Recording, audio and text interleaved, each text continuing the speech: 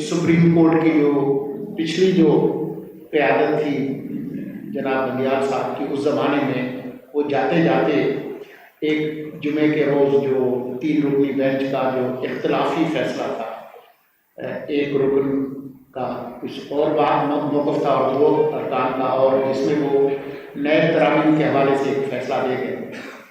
आपने देखा कि उस फैसले आने के बाद नए हरकत में आई और उन तमाम जमातों के कायदीन के ख़िलाफ़ एक कार्रवाई शुरू हो गई जिनके हवाले से इल्ज़ाम है कि हम उनका तसलसल है। तो हमने तो इस पर कुछ नहीं किया। अब मुझे नहीं पता कि कल क्या होगा, मुझे नहीं मालूम कि यही जमातें जो अब मुतासर हुई हैं और उनके ख़िलाफ़ सरगर्मी हुई है वो अदालत में जाएंगी, क्या होगा। तो बहुत सारी जो बातें हैं उस पर हम क्या साराई से गुरेज करेंगे। मेरा सवाल सोशल मीडिया के हवाले से है। एक बड़ा रेवोल्यूशनरी टूल है इस सदी का, और हम देख रहे हैं कि अब मेन स्ट्रीम मीडिया के बराबर आके खड़ा हो गया। कोई रूल्स एंड रेगुलेशन उसके वाजे नहीं है अब तक। हमने पिछली हुकूमत, मेरी मुराद 2018 की हुकूमत है, हमने देखा कि उसने इसी टूल का फायदा उठाते हुए एक बड़े तबके की जहन साजी की। गुज़िश्ता बल्दियाती इंतखाबात में भी उस टूल ने एक जमात को काफी ऊपर कराची की सतह पर लेकर आई। पिछले दिनों एक मुस्तनद मोतबर इदारे के सहाफ़ी ने सोशल मीडिया की एक अफवाह में आकर एक खबर ट्वीट की और अपनी सहायत को बैठा। अब आने वाले इंतखाबात में भी सोशल मीडिया का एक बड़ा इन्फ्लुएंस होगा, तो किस तरीके से अब सोशल मीडिया को रेगुलेट किया जाएगा और किस तरीके से एक सही समझ में डालेगा? देखें, जो बुनियादी कानून साजी है ये पार्लिमान का अख्तियार है। इस वक्त पार्लिमान का सिर्फ जो बालाई हिस्सा है सेनेट वो मौजूद है। वो अगर कोई नई कानून साजी करेगी तो वो एक्ट का दर्जा हासिल नहीं कर सकती, और निगरान हुकूमत के पास ऐसा कोई अख्तियार नहीं है कि हम बुनियादी कानून साजी करें। ये अच्छी बात है कि आपने एक मसले की तरफ तवज्जो दिलाई। बेहतर ये होगा कि जो मुस्तक़बिल की जो सियासी क़यादत है ये सवाल आप उनसे पूछें, जो बड़ी सियासी जमातें हैं जो मुमकिना तौर पर कल इक़्तिदार में आएंगी, कि वो उनके अज़ाइम क्या हैं, ये इस मसले से कैसे निपटेंगे। एक खातून सवाल बहन हमारी बोलो।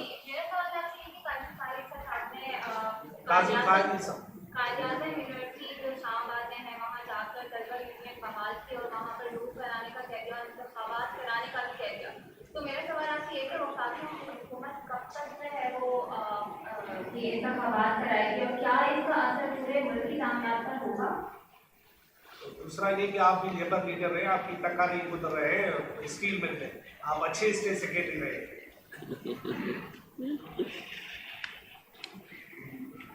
आशियाने की बात करते हुए दिल जलाने की बात करते हैं। हादसा था, गुजर गया होगा, किसके जाने की। मेरी बहन ने जो बात की, बहुत सारे लोग समझते हैं कि वज़ीर इत्तलाआत के पास तमाम इत्तलाआत होती हैं। ये बात दुरुस्त नहीं है। मिसाल के तौर पर मैं सफ़र पर था, मेरे इल्म में नहीं थी ये खबर जो अभी आपने बताई, लेकिन बात यह है कि इस मुल्क में मार्शल नहीं है, इस मुल्क में आइन है, और इस मुल्क के जो बुनियादी इंसानी हुकूक के जो आर्टिकल्स हैं, आर्टिकल 8 से लेकर 28 तक ये जो 20 आर्टिकल हैं ये आइन की रूह है। उसके अंदर ये हुकूक तमाम शहरियों को है। इज्तिमा की आज़ादी, तकरीर की आज़ादी, तहरीर की आज़ादी, तंजीम साजी की आज़ादी।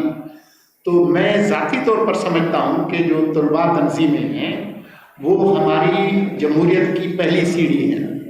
तो उस हवाले से इज़्ज़त माब जस्टिस काजी फ़ाइज़ ईसा साहब, जिनका मैं बहुत एहतराम करता हूँ, अगर उन्होंने इस तरह की बात की है, मैंने खबर ये नहीं देखी, तो यकीनन इसके हवाले से कुछ न कुछ होगा। और मैं समझता हूँ कि जो मार्शल दौर में जो तलबा तंजीमों पर जो पाबंदी हुई है उसके नतीजे में तलबा में मनफी सरगर्मियाँ बहुत बड़ी हैं।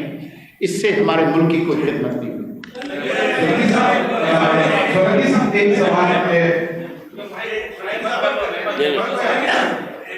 मेरा ये सवाल था कि अभी बात की और तो जहाँ सिंध में एमकेएम पाकिस्तान के जो सीनियर डिप्टी कमिश्नर है डॉक्टर फारूक साहब, उन्होंने भी ये कहा कि हमें यहाँ पर केवल तो अच्छा एमकेएम पाकिस्तान ने इलेक्शन कमीशन सिंध पर अदम एतमाद का इजहार किया। तो इस सूरत में कैसे आप निगाह हुकूमत है और इलेक्शन कमीशन ने कराने लेकिन निगरानी तो निगरान करने करी इसका सारा तो कैसे आप उनको वो देंगे और जो अदम एतमाद का इजहार कर रहे हैं सीधा इलेक्शन कमीशन? एक बुनियादी उसूल मैं आपको बता दूं, निगरान हुकूमत ने इलेक्शन कमीशन की निगरानी नहीं करनी, इलेक्शन कमीशन ने निगरान हुकूमत की निगरानी करनी। इलेक्शन कमीशन बाख्तियार होगा तब आपके पास आज़ादाना मुनसिफाना इंतखाबात होंगे। हम किसी अफसर का तबादला नहीं कर सकते जब तक इलेक्शन कमीशन से हम मंजूरी ना लें, और इस इलेक्शन कमीशन को आप बिल्कुल कमज़ोर ना समझें। पिछले दिनों उन्होंने खैबर पख्तूनख्वा की पूरी काबीना को उड़ा दिया था। अब अगर किसी जमात को, किसी फ़र्द को इलेक्शन कमीशन चाहे सूबाई हो या मरकज़ी हो, उसके हवाले से कोई तहफ़्फ़ुज़ात हैं तो उसके लिए बहुत सारे रास्ते हैं। एक रास्ता ये है कि आप उनसे जाकर मिलें, मुज़ाकरात करें और बताएं। पिछले दिनों सियासी तंजीमों के कायदीन से इलेक्शन कमीशन ने मुलाकातें भी की हैं। एक ज़रिया ये है जो अभी आपने बता दिया कि जी ये मसाइल हैं, तो एक अवाम की अदालत है, एक कानून की अदालत भी है। इलेक्शन कमीशन के हवाले से बहुत सारी जमातें जाती रही हैं मुख्तलिफ अदालतों में, चाहे वो हाई कोर्ट्स हो या सुप्रीम कोर्ट हो।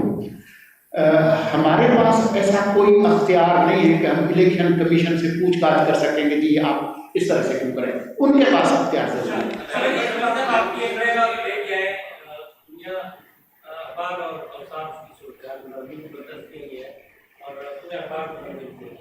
अच्छा, आपने बहुत सारी चीज़ों में कहा कि निगरान के तौर पे आपको बहुत सारी चीज़ों का इख्तियार नहीं है, लेकिन यहाँ पे आपको इख्तियार भी है और दूसरे जैसे हुकूमत को डर होता है कि मीडिया की नतीजे की वजह से वोट लेना पड़ता है, आपको वोट भी नहीं चाहिए, तो लिहाजा आप बहुत ज़्यादा सक्रिय एक्शन लेने में आप क्या कुछ करने जा रहे हैं? मीडिया मार्का के खिलाफ जिन्होंने कवानीन की खिलाफवर्जी करते हुए देखा। देखें, आपने ये बिल्कुल ठीक कहा कि ये दुरुस्त है कि हम निगरान हुकूमत हैं, लेकिन हम हुकूमत हैं, ये नहीं हो सकता कि हम किसी जिम्मेदारी से बच सकें।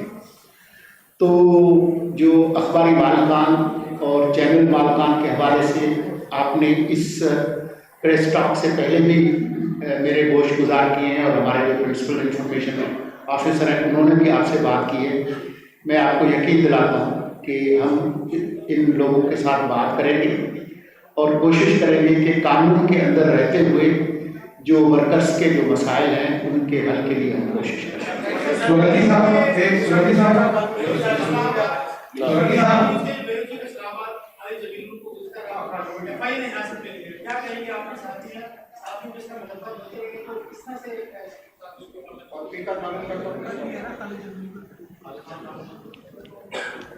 मैं खालिद जमील को जानता हूँ कई सालों से, हमारे कलीग रहे।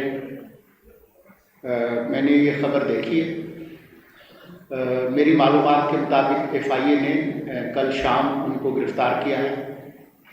मेरी मालूमात ये भी है कि एक अदालत से उनकी गिरफ़्तारी के वारंट्स और सर्च वारंट्स जारी किए गए और FIA ने ये गिरफ़्तारी ज़ाहिर की। मैं सफ़र में था। आइन और कानून के तहत 24 घंटे में उनकी अदालत में पेशी लाजमी होती है। मैंने अभी खबर नहीं देखी कि उनको पेश किया गया है या नहीं किया गया। तो जो देखें, जिस कानून के तहत मेरे ख्याल में पीका ऑर्डिनेंस एक्ट और PPC जो है पाकिस्तान पिनल कोड, उनके तहत उनकी गिरफ़्तारी अमल में आई है। अब जो कानून है वो अच्छा है बुरा है उसके बारे में मैं कुछ कह नहीं सकता क्योंकि निगरान हुकूमत ने नहीं बनाया। लेकिन अगर जो लॉ इन्फोर्समेंट के इदारे हैं वो कानून के तहत कार्रवाई करते हैं, अगर वो कोई ज़्यादती करते हैं तो अदालतों में ये मामला जाना चाहिए और हम अदालती उमूर में कोई मुदाखलत नहीं करना चाहेंगे। अगर उनके साथ किसी किस्म की ज्यादती हुई है और मेरे इल्म में आती है तो कानून के अंदर रहकर हम उसको एड्रेस करेंगे। सोनी साहब, एक सेकंड। सोनी साहब, आप कराची में बैठे हुए हैं और कराची में आपके नजर में से उतर रहा होगा कि यहाँ लॉ एंड ऑर्डर सिचुएशन जो है, स्पेशली स्ट्रीट क्राइम जो है, वो बहुत ज्यादा बढ़ चुका है। पहले आप कभी भी कोई मंसूबा तो नहीं दे सकते लॉ एंड ऑर्डर के हवाले से, लेकिन इस हवाले से आपने सोचते कि पिछले अखबार में जब गुजार रहे हैं सीरियस कंसर्न रहे हैं अबाउट कराची गवर्नमेंट, तो क्या उनका हुकूमत को भी इस हवाले से कोई इक़दाम करना चाहिए? पिछले दिनों गवर्नर साहब की फैमिली जो यहाँ कराची में जिनको डाकुओं ने यहाँ हलाक किया था, जो आप देखते थे उनके घर पे भी गए थे, तो गाजरपुरी की तरह काटमेंट आपकी सोच रहते हैं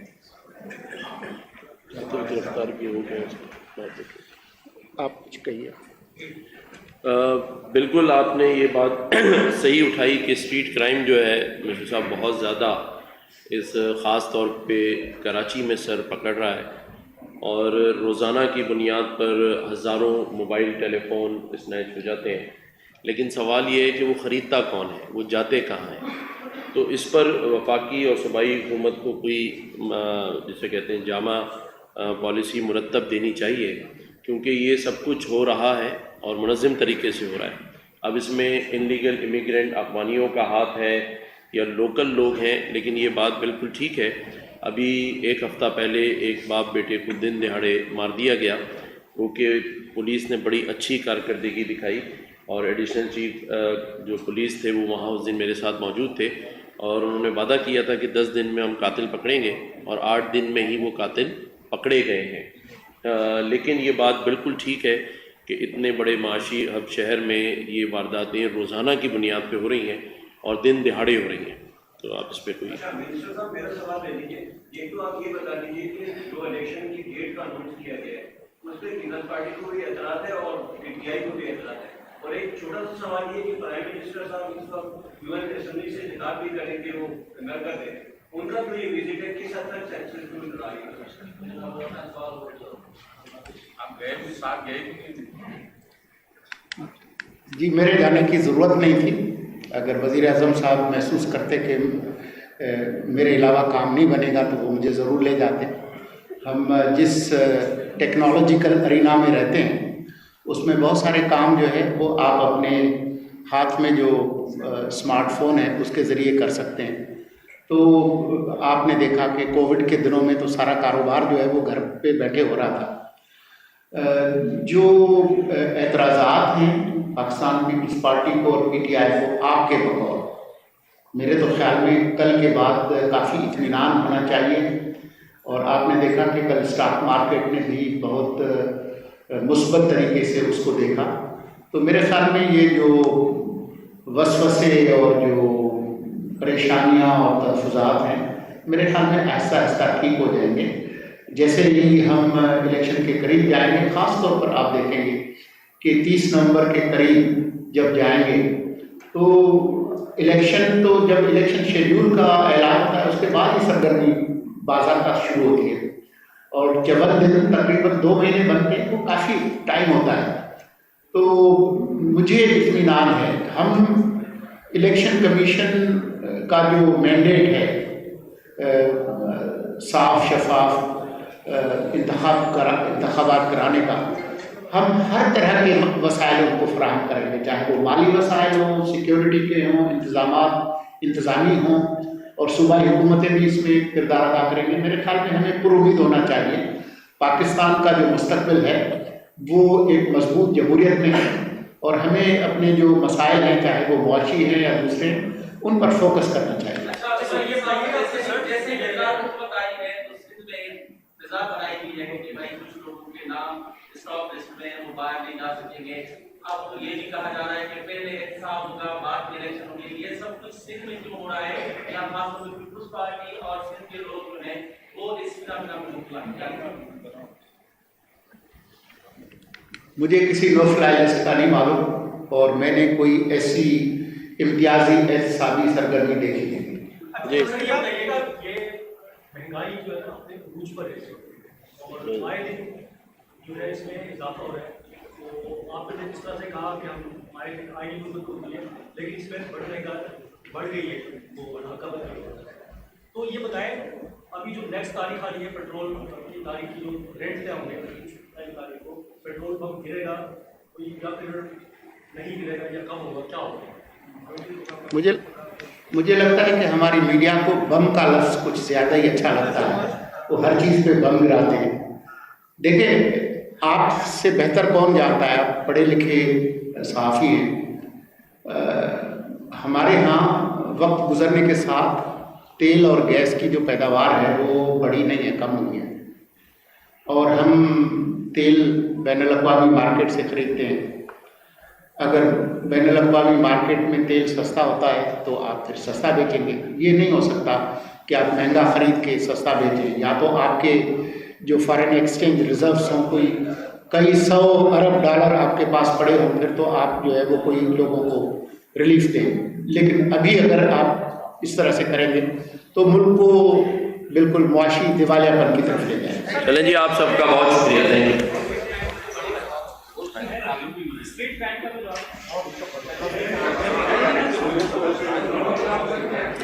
इंटरनेशनल मार्केट से तो सर 167 रुपये लीटर है, 92 बैरल है।